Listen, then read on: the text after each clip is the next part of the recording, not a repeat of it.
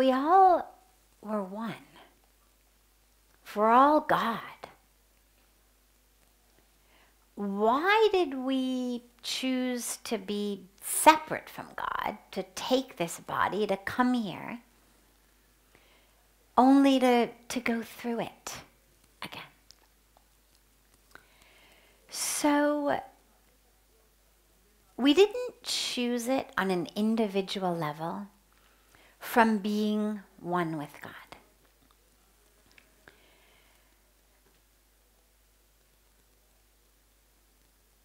God, again, by any name, any form, I mean, we use the word God just because it's the most sort of universally acceptable, but whatever for you is the term or no term for that divine energy of creation, substitute that when we talk about God.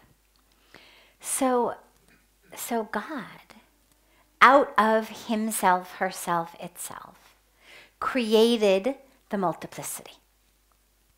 The consciousness at that time was one. It was God. It was infinity. Created into multiplicity. That multiplicity then is slowly working its way back toward God. So if you think about the water in the ocean that gets evaporated up into the clouds, and the wind carries the cloud, and depending on the high pressure and the low pressure and the wind speed, that cloud is going to let out its water into different places. So some people end up in Ganga, or some drops end up in Ganga. Some drops end up in the gutter. Some drops end up in someone's swimming pool. Some drops end up in a farm or a field or a street corner. But regardless of where they end up, they actually all are returning back to the ocean. That's what we call gravity. So wherever that water is, it's always headed down. Will it make it in this particular life? Will one drop of water actually make it to the ocean? Maybe. Depends on where it was dropped. Some won't. Some will be finished right there on a hot street corner, and then they get re-evaporated. Rather than re-evaporated from the ocean, they've been re-evaporated from the street corner. Get carried somewhere else, get dropped again. Do they make it back to the ocean? Maybe, maybe not. That's a way to think about it. But your question actually goes a bit deeper, and so I want to take it a bit deeper. That's the mechanics of it. The why of it takes us to a very interesting question, and it's something that I don't have a definite answer to, because I can't say I've heard it personally from God, that God has said to me, here's why it happens.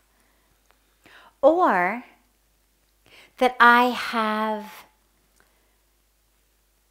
experienced consciously the act of being separated from that I have some conscious memory of being separated from my oneness with God. I have a lot of conscious awareness of the path to return, but I don't have a conscious memory of what it was like to be thrust into multiplicity. And so what I can give you is that which I have heard that feels the most right to me. Because of course there's a lot written about this. But for me it's about what actually feels right. Because if we are divine, if the divine is within us, then when we are speaking about the divine, there should be a sense inside of, like iron fillings move toward a magnet, right? That there's something within me that moves toward that truth. Yes. You could hear something or read something in the iron fillings and you don't move at all. And then you hear something and you think, ah, yes, this feels like truth to me. And the only explanation for the ultimate why, I mean, people use words like Leela to describe it, God's Leela. But Leela is just, it means drama, play, divine play. But that's just a name for it. That doesn't actually explain it. The only explanation that I've ever heard that really, really feels right to me is that God created all of this outside of him, her, it for the experience of coming back together. That the joy of love is so all-powerful that it literally overpowers everything else. And as one, as just infinity, there was no way to experience love, right? I mean, love kind of requires a lover, a beloved, an energy of love between them. And this is why, in India we have two main streams, lots and lots and lots of lineages and traditions, but two main streams. A stream of Advaita that says there is nothing but God. The Vedantic tradition, nothing but God. No need to do puja, no need to sing kirtan, no need to do any of that because it is all God. It is all nothing but God. And so your spiritual practice should simply be one looking for the experience of realizing that you are nothing but God, the universe is nothing but God, everything is an illusion. The other stream is the Bhakti tradition, the dualist tradition, the tradition that says, I love you, God, and I'm going to sing to you and pray to you and even create, beautiful temples where I can go and I can sit and I can offer you fruit and flowers, not because you're hungry, but because it's my love.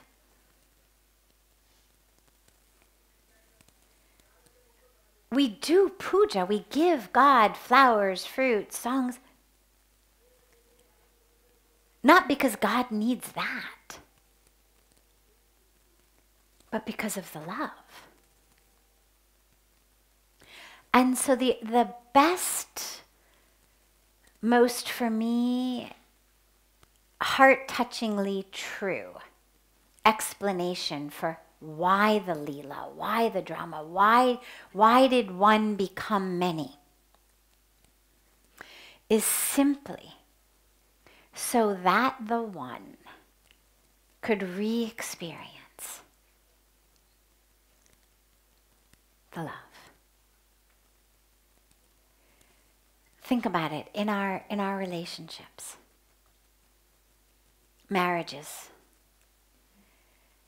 All the time, couples fight for no reason, right? You find a fighting couple, what are you actually fighting over? Nobody can remember. But a lot of times, if you really get deep into it, that which sparks the fight is a level of kind of boredom in the relationship. And a fight gives you the opportunity to make up. That even though the fight itself is not very pleasant, what you know is after the fight, right, all the emotions are up and it's raw and it's full of passion. And okay, the passion is first passion of anger, but then passion is passion, right? And so you go from passion of anger to passion of making up. And if we're really honest with ourselves, you realize how many of those fights are actually instigated, consciously or unconsciously, just to kind of wake back up the relationship. And one of the things that works to wake up a relationship is a fight. And so you think, well, if we do this, coming back together, that re-experience of love that is so sweet,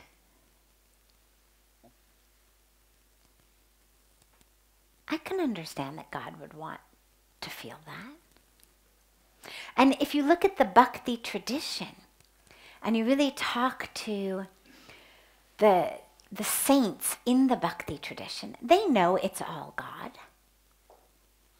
They know it's all Krishna, if Krishna is the one they worship.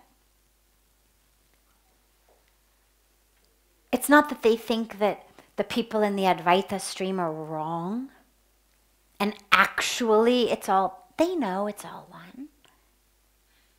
But being in love feels so good that it's worth that temporary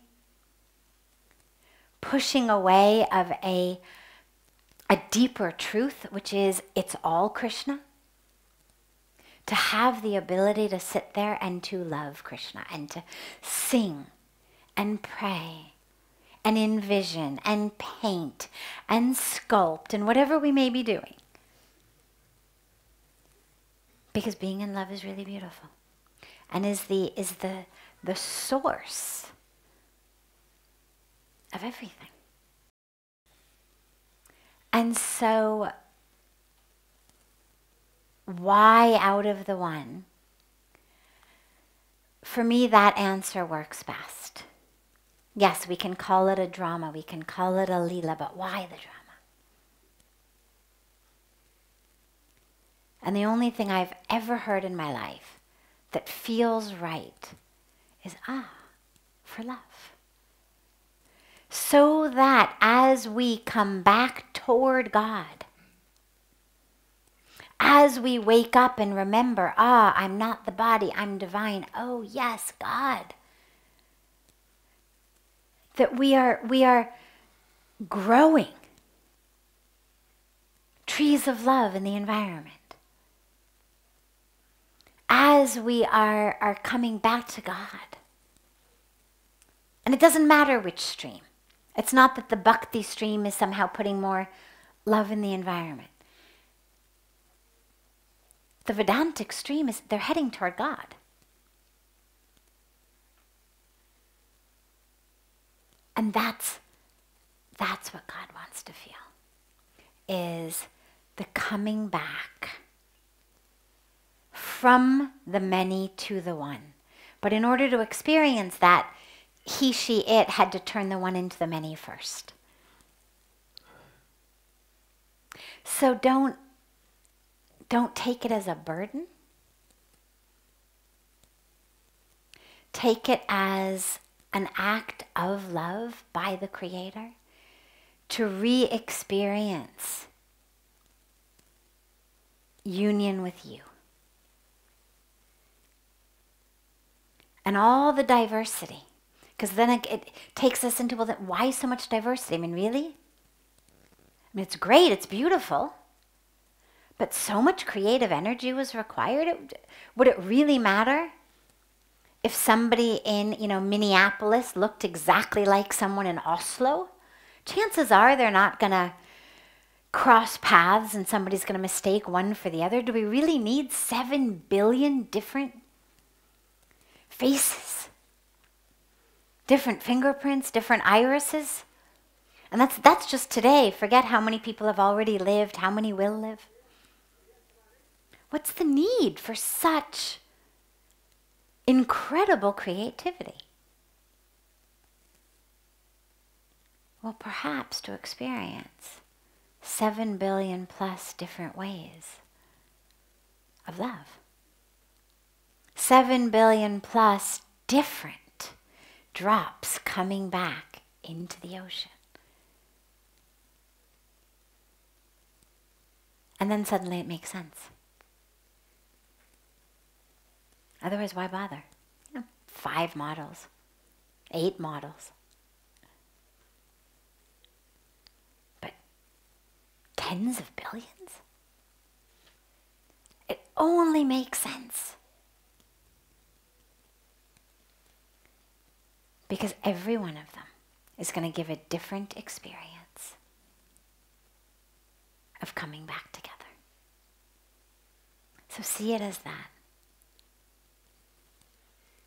And then it becomes a joy.